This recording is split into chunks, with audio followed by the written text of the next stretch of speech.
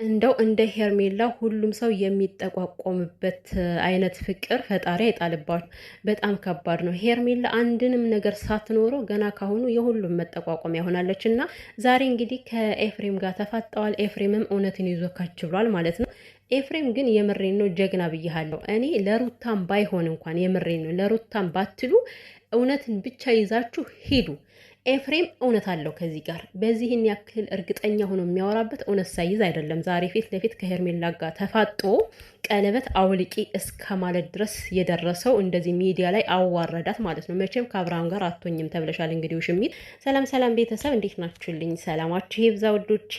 ለዚህ ቤት አዲስ የሆናችሁ ካላችሁ ላይክ ሰብስክራይብ ያደረጋችሁ ቤተሰብ ሁኑ። ላይክ የለም ሰብስክራይብ የለም የምር አቁሟልና ላይክ ያደረጋችሁኝ እና ምንድን ነው እንግዲህ ቤተሰብ ያው ሄርሜላ ሁልጊዜም ጥፋቷን ሁሉ ልክ እንደ አብርሃም ነው። አታምንም። ላይክ ደረቷን ነፍታ ነው የምታወራው። ጥሩ ነገር እንዳደረገች ስህተት እንዳልሰራች ነው የምታወራው።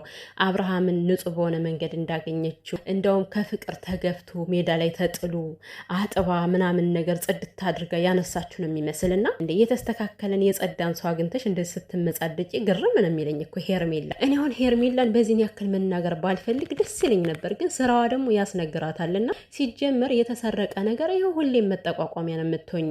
ሌባ ሰርቆ የሆነ ጊዜ ላይ ህይወቱን ማስተካከል ሲፈልግ በቃ ከዛ እዚህ በኋላ እኔማ በቃኝ መስረቅ አልፈልግም ብሎ የራሱን ጥሩ የሆነ ህይወት ለመኖር ይሞክራል አይደለ? ግን ሁሌም በሰዎች ዘንድ መጠቋቆሚያ ነው የሚሆነው። ውይ ይሄ እኮ ሌባ የነበረው እንደዚህ ነው፣ በቃ ሰው ያወራበታል ስለሱ ማለት ነው። የሄርሜላም ህይወት ደግሞ እንደዚህ ነው። ህይወትሽ ሁልጊዜም ቢሆን ማለት ነው ኢቭን እንኳን አብርሃም ወደ ሩታ ባይመለስም ህይወትሽ መጠቋቆሚያ ሆንሽ ነው የምትኖሪው ማለት ገባሽ? የሰውን ነገር መውሰድ በዚህን ያክል ነው የሚያዋርደው። የገዛ ወንድሙ ዛሬ አዋረደሽ ቀለበት አውልቂ ብሎ። ቀለበቱን ባታወልቂለትም ግን እንደተዋረድሽ ሊገባሽ ይገባል። ማለቴ አስቢው እስኪ አብርሃምን በትክክለኛው መንገድ መተሽ አግኝተሽ ቢሆን ባለትዳር ባይሆን ኑሮ ስትመጪ ትዳሩን የፈታ ከድሮ ቢሆን ኑሮ በዚህን ያክል እኮ አትዋረጅም። በየጊዜው ሰው እያገኘ አንቺን ሊያዋርድሽ አይገባም ነበረ። በየጊዜው አንቺን እያገኘ አንቺ የሰው ባል ወስደሻል አይልሽም ነበረ። በስትክክል የሰውን ባል ስለወሰድሽ እኮ ነው። የልጅን አባት አቤት አጨካከንሽ እኮ ግን ሄርሜላ ማርያምን። ልዑሌ ስታየው ግን ትንሽ አንጀትሽን አይበላሽም?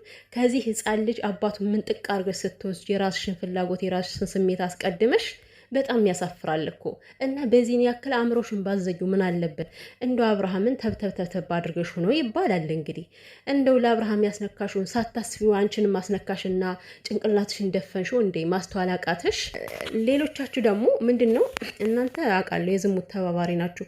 የዝሙት ተባባሪ ከምድረ ገጽ ይጥፋልን። አሜን አሜን በሉ። የምሬ ነው፣ መጥፋት አለባቸው። ምክንያቱም በእነሱ ምክንያት ነው ዝሙት እየተበረታታ ያለውና ሄርሜላ የምትሰራው ነገር ዝሙት ነው ዝሙት ነው ዝሙት ነው። ባለትዳርን የወሰደች ወንድ ልጅ እያማለለች በትዳር ውስጥ እያለ ለፍቻ ደረሰችው እሷ ነች። እውነታውን አምናችሁ ተቀበሉ ማለት ነው። እና ተቃጥላችሁ ተንጨርጭራችሁ ምንድነው የምትሉት?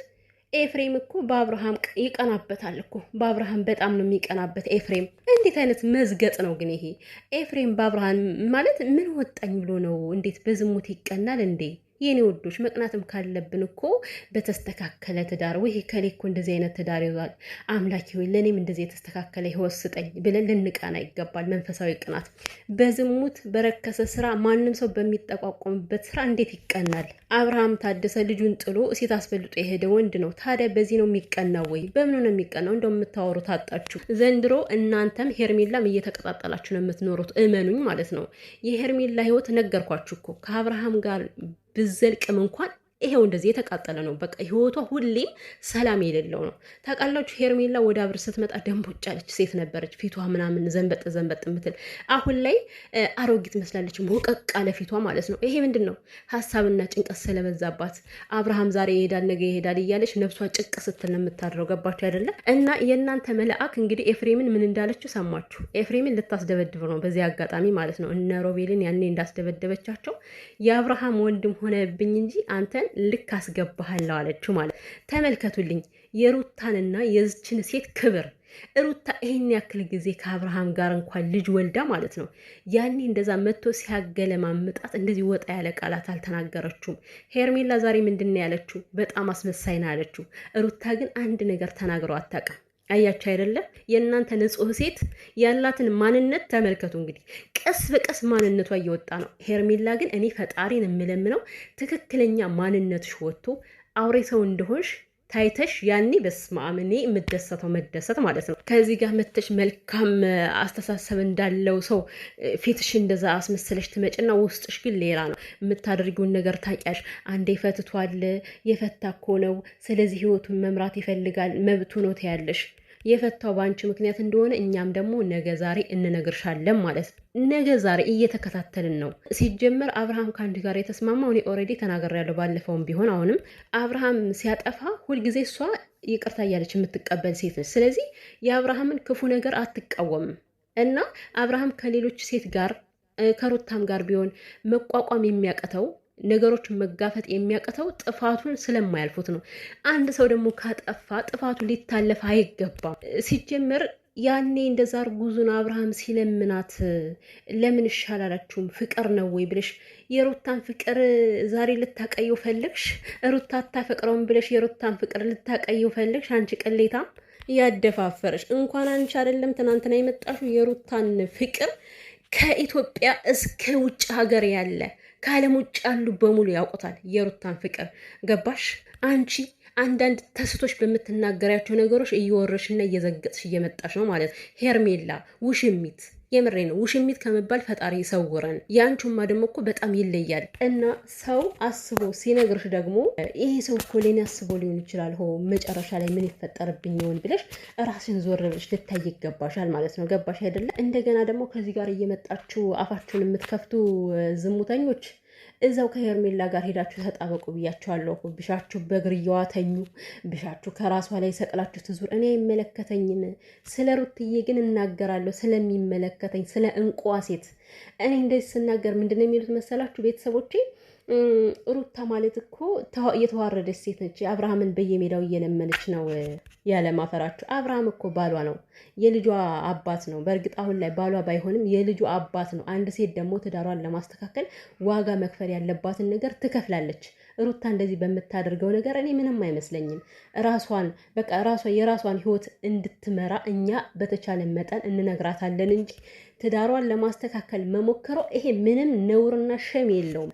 እናንተ ሸመኞች፣ ምድረ ዝሙተኛ፣ የዝሙተኛ ስብስብ፣ የዝሙት ግሩፕ ከፍታችሁ እማታወሩት የለም። እኔ የምለው አረ ደግሞ አንዷን የሰማዋት ምን እንዳለች ታውቃላችሁ?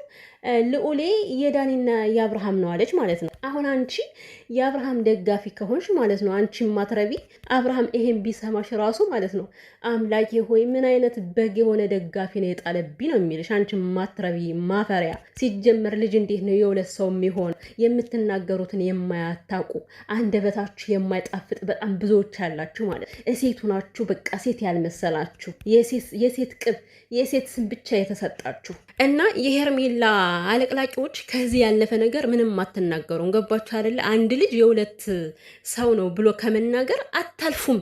በቃ አእምሯችሁ ትክክል ይሆን አይደለም። በቃ የምታስቡት ነገር የዘገጠ ከሄርሜላ ጀምሮ ማለት ሲያጌጡ ይመለጡ። በሰው ባል ለማጌጥ አንቺ ተመላልጠሽ ለትሞች እኮ ነው ሄርሜላ። ተመላለጥሽ፣ ፊትሽ ሞቀቃለ፣ በቃ ሞጀጃሽ ሽማግሌ እኮ ነው የመሰልሽው። እና ደግሞ በዚህ አንደበትሽ ሩታ ብታፈቅረው ኑሮ አፍሽን እንዳከፍ ድጋሚ ክፍት